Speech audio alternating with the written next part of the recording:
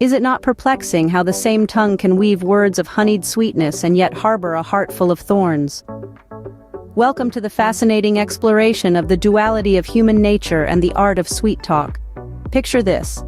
A charming salesman walks into a room, his words smoother than silk, promising a deal that seems too good to be true. The room is filled with eager listeners, captivated by his eloquence. They buy into his words, their hearts filled with hope. It's only later they realize they have been duped. The promised paradise was nothing more than a mirage, the sweet words, a veil for deceit.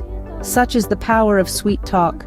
It can sway minds, capture hearts, and at times empty pockets. But why is it that we often fall prey to such deception? The answer lies in our very nature. We are drawn to positivity, to promises of better days, and to the alluring charm of well-spun words. Yet it's crucial to remember that not all that glitters is gold. Behind the veneer of sweet talk often lurks the shadow of self-interest. The art of sweet talk is frequently mastered by those who seek to gain from it, their motives hidden behind a facade of warmth and goodwill. This brings us to the crux of our discussion, the duality of human nature. While we yearn for honesty and authenticity, we are often beguiled by the allure of sweet talk. It's a paradox that reflects our complex human psyche. In conclusion, it's important to tread the path of life with discernment. While it's easy to be swept away by the charm of sweet talk, remember to look beyond the surface. The art of sweet talk is indeed a double-edged sword.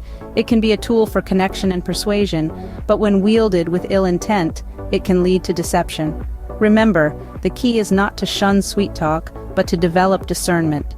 To not just listen to words, but to understand the motives behind them. And most importantly, to recognize the duality within us, the desire for authenticity and the susceptibility to charm. As we navigate through life, let this awareness guide us. The world is a stage, and we are but actors playing our parts. But with discernment, we can ensure we don't merely become puppets in the grand play of sweet talk.